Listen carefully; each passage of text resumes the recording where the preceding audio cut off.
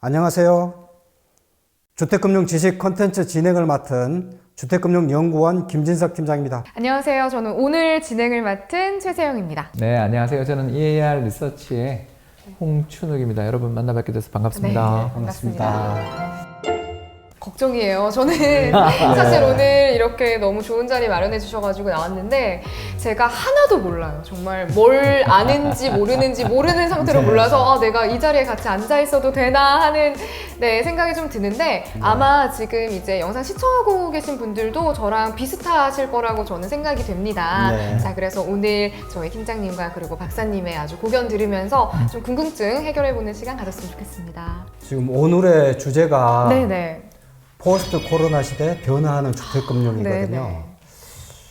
코로나, 우리 좀 생활이 많이 불편해졌죠? 엄청 불편해졌죠. 어떤 생활의 변화가 있었나요, 세영 씨? 일단 저는 그 주말에는 보통은 영화 보러 갔었는데 영화 지금 못 보러 가는 거 그런 거 조금 아쉽고 그쵸? 그런 거 조금 아쉽고 그리고 여행 못 가는 거 다들 좀 공감을 하실 것 같아요. 네. 이런 것부터 뭐 재택근무 하시는 분들도 많아서 그냥 작게는 어떻게 좀 직장에서부터 그리고 네. 멀리는 여행까지 좀 휴가 계획 때문에 또 고민이신 분들이 많을 것 같더라고요. 네. 박사님, 우리 코로나 네. 이게 언제쯤이면 진정이 될까요? 두 가지를 뭐 다들 이야기하죠. 첫 네. 번째는 치료제 개발. 그러니까 저 백신. 타미플루를 생각하시는 게 좋을 것 같아요. 저희 신종플루 예, 시절이죠? 2009년 당시에 실제로 하루에도 그때 세계적으로 보면 한 2,000분이 돌아가신 날도 있었다 그러들 정도로 굉장히 사망률도 꽤 높은 병이었는데도 불구하고 네네. 공포가 그렇게 확산되기보다는 진정되며 끝났던 이유가 네. 시적절하게 치료제가 나왔던 게 컸다. 그렇군요. 그리고 이제 두 번째가 네. 당연한 이야기지만 백신이 개발돼서 네. 이제 북반구 기준으로 해서 올해 가을 연말부터 시작해서 추워질 때 네. 실내 활동이 많아질 때 네. 그때 백신을 잘 맞아 놓는 게 중요하다. 네. 이렇게 보면 빨라야 올해 하반기 연말은 돼야 네. 진정되지 않겠냐라고 그렇게 이야기를 많이 하는 게 이 두 네. 가지 요건 때문인 것 같습니다. 그렇군요. 의료진 여러분들 지금도 너무너무 고생을 하고 계시지만 빠른 종식을 위해서 화이팅 해주시면 여러분 힘을 실어주시죠. 네, 저는 하면 좋을 것 자본주의의 같습니다. 힘을 믿습니다. 네, 자본주의의 힘 그렇죠. 그거밖에 무서운 게 없죠. 예, 그분들의 선의를 의심하는 게 아니라요. 네. 누가 이 레이싱 지금 마라톤 중이거든요. 그렇죠. 승기를 예, 걷자. 예, 그 1등으로 들어오는 회사가 큰 네. 돈을 벌게 돼 있잖아요. 그렇죠. 네. 또 얼마나 전 세계적 그 예. 영웅이 되겠어요. 네. 예, 영웅도 영웅이지만 뭐 어마어마한 회사가 되는 그렇죠. 거죠. 코로나 이제 그게 결국에는 이제 경제 위기로 전이 되잖아요. 지금의 이제 코로나 경제 위기를 2008년 글로벌 금융 위기 또는 뭐 9.11 테러에 비교하긴 네, 하는데 맞습니다. 한국을 비롯해서 전 세계 금융기관들이 네. 2008년에 너무 호되게 당해가지고 그 뒤 좀 네. 어떻게 말하면 네. 돈을 안 빌려주려고 이렇게 애를 써서 그런지 네. 되게 그 네. 자본을 이렇게 확충하고 건전하게 보수적으로 관리를 해왔던 거죠. 그래서 네.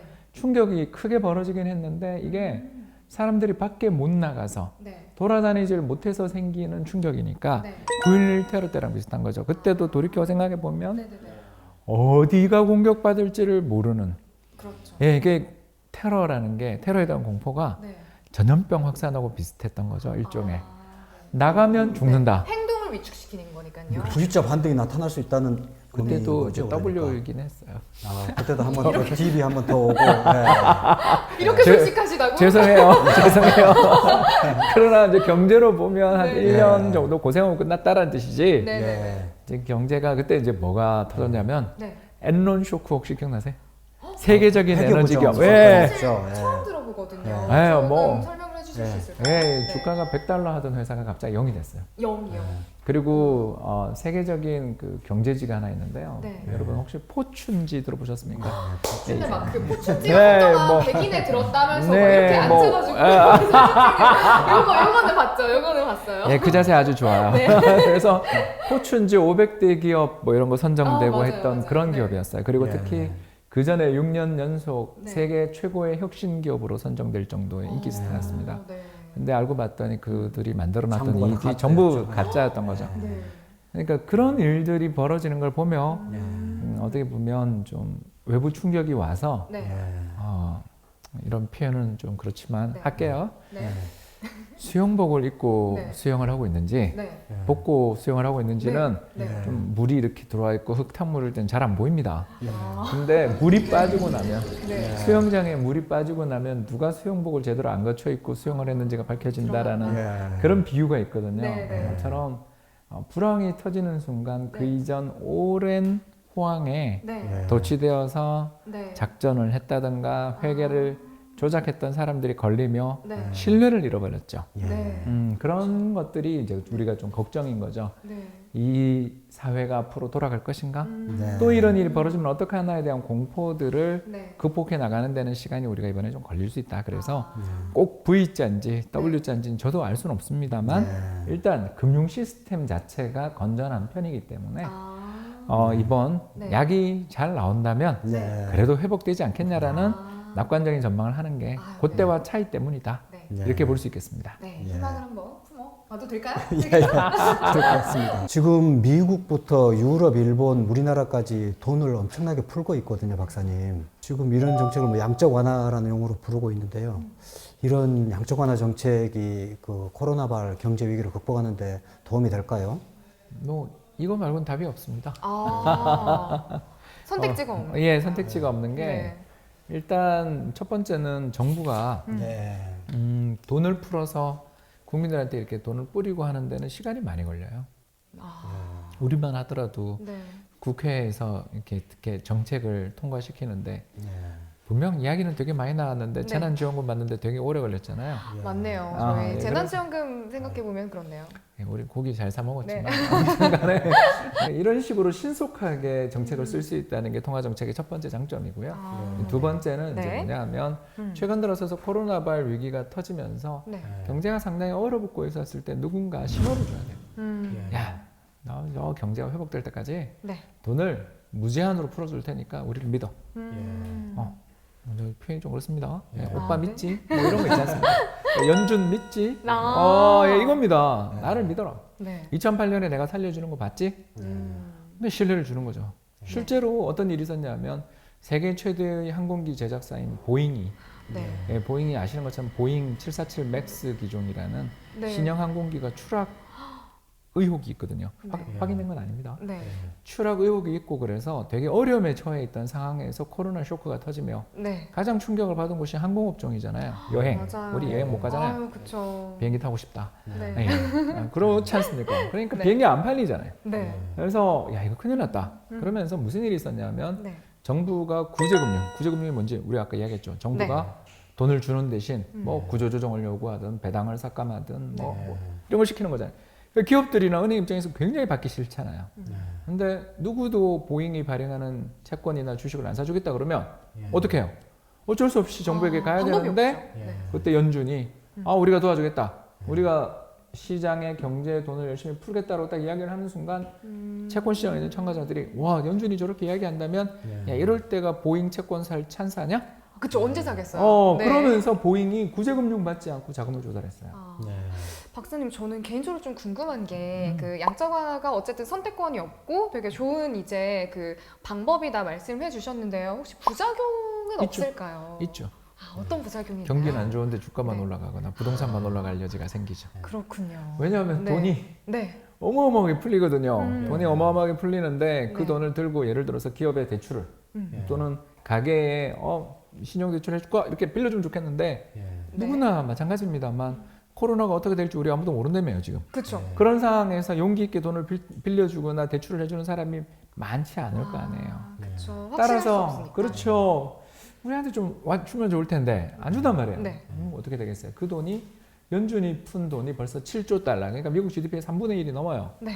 그 어마어마한 돈이 풀려서 어디서 제일 잘 돌아다니냐면 주식시장, 부동산 시장 같은 데서 제일 잘 돌아다니게 되니까. 실물 경기를 부양하지 그렇죠. 못할 가능성이 있다. 물론 이제 네. 결과적으로는 부양하겠죠. 그 돈이 언젠가는 실물에 갈 네, 거라고 우리는 쏟아지니까. 기대하겠죠. 네, 네. 낙수는 없고 이제 직수 효과가 더 좋다 그러긴 하는데 네. 낙수까지는 저도 모르겠고요. 알겠습니다. 아무튼 부동산 가격이나 주식 가격이 올라가서 기분 좋아지는 거, 더 나가서 가계 대출 담보 가치가 집값이 올라가면 네. 대출의 담보 가치도 올라가니까 은행의 파산 위험이 떨어지는 것도 네. 급하게 부동산을 처분해서 사업 자금을 마련해야 되는 기업들 입장에서 네. 부동산 시장이 살아나면 좋겠죠. 그렇기 때문에 꼭 금융과 실물이 단절된 건 아니지만 네. 좀 네. 더 많이 가더라. 최근에 보면은 디플레이션의 우려 뭐 이런 이야기가 많이 나오거든요. 뭐 주식 시장, 부동산 시장도 가격이 떨어지는 거 아니야? 이렇게 상식적으로는 이런 생각을 하기 쉽거든요. 디플레이션 우려 하에서도 부동산 주식 가격은 오른다. 자동차 회사에 한번 비유해 보자라는 거죠. 예. 예를 들어서 이제 저기 광명에 있는 울산에 있는 공장 하나를 생각해 보자는 거죠. 예. 그래서 한 해에 자동차 생산량이 100만 대가 있어요. 그런 기업들이 있죠. 아. 근데 코로나가 꽝 왔어요. 자, 사람들이 밖에 여행을 다니려고 그래도 힘들고 어디 뭐 저기 놀러 가서 맛있는 맛집에 가려고 그랬더니 어디 안타깝지만 어디 관광지에 놀러 갔던 모녀 때문에 거기 다 감염됐다 이런 이야기도 들리니까 사람들이 밖을 못 나가잖아요. 그렇죠. 네. 집에만 있잖아요. 계속 더 집콕. 나가서 이런 네. 내부재라는 게 더 문제가 뭐냐면 한 번 사면 6개월 이상 쓰는데 네. 어차피 차도 안 몰고 다니고 하는데 지금 차가 좀 털털거리고 소리 좀 난다고 그거 바꾸는 것보다 수리해서 타지 뭐. 그렇죠. 네. 또 큰 돈이 들어가니까 네, 게다가 더 위축되는 것 같아요. 게다가 중고차 값도 떨어져요. 그죠? 이렇게 되니까 차가 70만 대도 안 팔렸다. 그럴 수 있죠. 자, 그럼 경제에 어떤 일이 벌어질까? 그러니까 나라에 비유하는 거예요. 네. 100만 대 생산 캐파를 가지고 있는데 70만 대밖에 안 팔렸다. 자, 그럼 할인- 30만 대가 할인을 해서 팔겠죠. 예, 또 네. 그걸로 안 되겠죠. 아까 이야기했죠. 지금 큰 충격이 왔어요. 네. 자, 그러면 세영 씨가 그 직원이야. 어떻게 해요? 아, 지금 차가 너무 안 팔린다. 할인 해도 안 팔린다. 일단 그럼 나라님들께 좀 이렇게 빌어야죠, 네, 또. 빌어야죠. 아, 저희 또. 너무 안 좋아서. 네, 그럼 어, 빌려면 네. 자, 바로 그 이야기가 비용 핵심이에요. 절감도 해야 네. 되니까 바로 이제 그거죠. 이렇게 해고하고 뭐 이렇게 구조조정을 그 하겠죠. 이야기예요. 네. 예. 네. 말만 들어도 우리 무섭죠. 그렇죠. 이게 악순환이 벌어지는 거예요. 우리가 근데 네. 국민이 네. 아까 자동차 회사에 나라를 비유했죠. 자, 근데 국민들은 네. 그 회사에서 일하거나 AS 하거나 그 물건을 파는 사람이 국민이죠. 네. 그렇죠. 자, 그 회사에서 사람을 자르는데 살까요? 아, 악순환인데요. 예, 이게 바로 디플레이션 예, 악순환. 그렇습니다. 아, 그렇군요. 와, 여기서 디플레가 한번 발생하면 네. 네. 경제가 큰 충격을 받게 되는데 이제 그래서 정부가 단안을 내렸습니다. 우리 이제 직불금 뭐 또는 직접 보조금도 좋지만 이제 이렇게 하는 거죠. 뭐 예를 들어서 정부가 대의명분이 필요하니까 그린 뉴딜 좋은 제도다. 예를 들어서 네. 당신 차가 만들어진 지 10년 이상이 돼가지고 매연도 많이 나고 예. 털털거린다. 그 차를 새 거로 바꾸면 예. 내가 보조금을 한 네. 500만 원 주겠다. 110만 대가 팔렸다고 생각해 보자는 거죠. 우와, 70만 대가 110만 대 팔렸으니까 네. 40만 대가 늘었잖아요. 예. 야, 호황이냐? 아니라는 겁니다. 왜? 야적장에 쌓여 있었던 30만 대의 차 중에서 이제 10만 대만 생산 캐파가 100만 대니까. 네. 야적장에 쌓여 있던 차 30만 대 중에 예. 20만 대는 아직도 비바람을 맞고 있고 10만 대만 팔린 거예요. 자, 연식이 바뀌었습니다.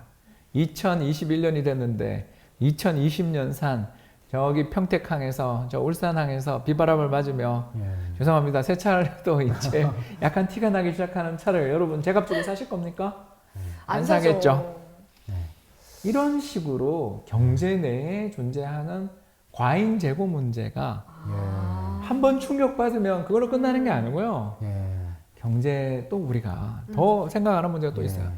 자, 사람이 아까 잘리는 걸 봤어요, 여러분. 우리 공장에 네. 예, 열심히 일을 안 했거나 좀 죄송합니다. 운이 없었거나 뭐 사회생활하는 게 그렇잖아요. 운이 없을 수도 있잖아요. 그래서 잘렸어요. 자, 사람은 좀 줄었어요.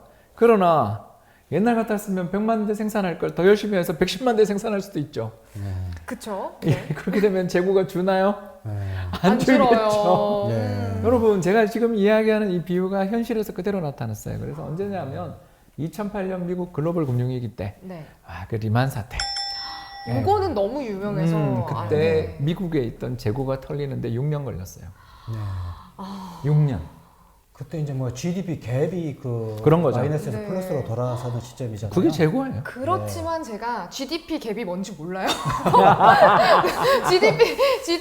GDP 갭이 뭔가요? 아까 안 네. 팔린 재고. 아, 그 안 팔린 재고들을 예, GDP의 갭이라고. 야적장에 얼마나 아. 쌓여 있나요를 야적장의 차라고 생각하면 되겠네요. 그렇습니다. 네. 연식 바뀐 차. 헐값에 팔아야 되는 차가 있어요. 네. 여러분, 신차가 나왔어요. 잘 팔릴까요? 자, 아유, 팀장님, 한 2년 묵은 거 30% 할인해줘. 이번에 새로 나온 차가 아무리 좋은 첨단 네. 시스템을 갖고 있다지만, 네. 자, 30% 깎아주는 차와 가격 올린 신차 어느 거 살까요? 우리 조금 고민이 고민 필요할 것 같아요. 네, 여러분 이겁니다. 조금 그렇죠. 자기 네. 이렇게 가지고 있는 돈이 넉넉하다면은 이제 신차를 선택하는 에이, 분도 지금 있을 방금 거고. 불황이 끝났는데. 네. 예. 불황이 근데 끝났는데 이제 방금 대부분 불황이 사람들이 끝났네. 이제 이렇게 경제적인 여유가 없는 분들이 많을 그렇죠. 거니까. 네. 옛날 차를 사겠죠. 그러면 네. 신차 값을 올릴 수가 없다. 없죠. 그렇군요. 이럴 때도 계속 연쇄적이군요. 네. 계속 디플레 악순환이 돌아가고 있는 거네요. 그래서 그러면. 네. 2008년 리만 사태 이후에 네. 예. 미국 중앙은행님이 연준님이 정책 금리를 언제 인상하냐면 네. 15년에 인상해요. 리만 사태 한 7년 정도 걸린 거네요. 네, 왜냐면 재고가 6년, 6년 걸렸으니까. 재고 다 떨고 네. 전화를 해본 거죠 야적장에. 예. 마지막 차가 나갔니? 예. 그러면 오케이 금리 인상. 예. 그럼 지금 그 현재 네. 하고 있는 뭐 코리아 세일 페스타도 있고요. 그리고 뭐 지금 개소세 그 감면해주고 있나요? 네. 그 자동차 자동차. 사면? 예, 그렇죠. 맞습니다. 그런 것들이 다 이제 정부 차원에서 조금 그 디플레이 악순환을 조금 부양하기 위한 어떤 정책으로 봐도 되는 그런 건가요? 거죠. 애를 쓰고 있는데 네. 아마 저는 네. 지금까지 한 건 애 장난이었다. 더 필요하다? 내 3차 부양책이 더 세게 나올 더 것이다. 나아야 돼요.